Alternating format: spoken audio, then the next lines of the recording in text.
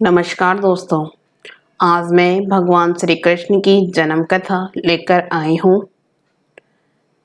कथा को अंत तक जरूर सुनिएगा। द्वापर युग में मथुरा के उग्रसेन राजा के बेटे कंस ने उन्हें सिंहासन से उतारकर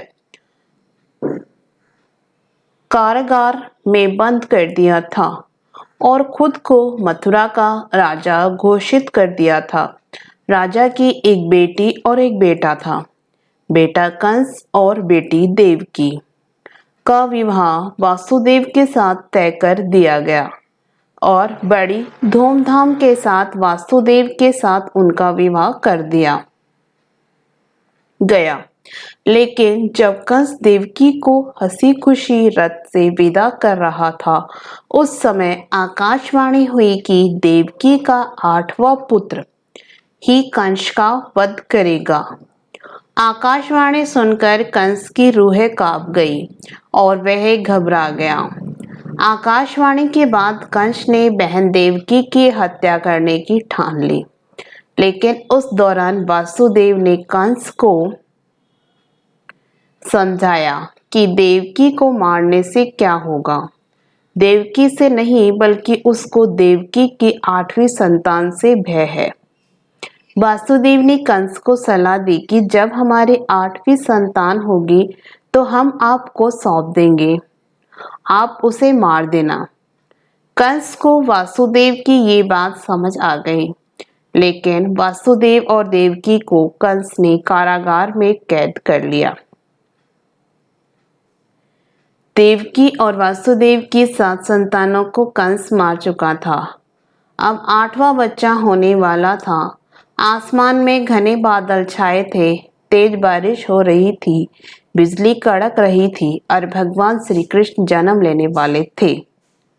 रात्रि ठीक 12 बजे कारागार के सारे ताले अपने आप टूट गए और कारागार की सुरक्षा में लगे सभी सैनिक गहरी नींद में सो गए। उसी समय वसुदेव और देवकी के सामने भगवान श्री विष्णु प्रकट हुए और उन्हें कहा कि वे देवकी के गर्भ से 8वें पुत्र के रूप में जन्म लेंगे। इतना ही नहीं, भगवान विष्णु ने कहा कि वे उन्हें गोकुल में नंद बाबा के यहाँ छोड़ आए और वहां अभी अभी जन्मी कन्या को कंस को लाकर सौंप दें। वासुदेव ने भगवान विष्णु के बताए अनुसार ही किया। गोकुल से लाए कन्या को कंस को सौंप दिया। कंस ने जैसे ही कन्या को मारने के लिए हाथ उठाया, कन्या आकाश में गायब हो गई और आकाशवाणी हुई कि कंस जिसे मारना चाहता है वे तो गोकुल पहुंच चुका है। ये आकाशवाणी सुनकर कंस और घबरा गया। कृष्ण को मारने के लिए कई राक्षसों को भी भेजा, लेकिन कोई भी उस बालक का बाल भी बांका नहीं कर पाया। तो कंस को यह एहसास हो गया कि नंद बाबा का बालक ही वासुदेव देवकी की 8वीं संतान है। कृष्ण ने युवावस्था में कंस का अंत किया।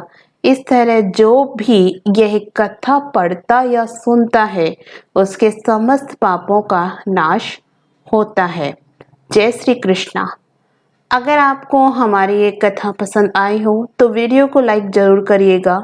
इसी तरह की और भी मज़ेदार कथा कहानी सुनने के लिए हमारे चैनल को सब्सक्राइब जरूर करिएगा। धन्यवाद।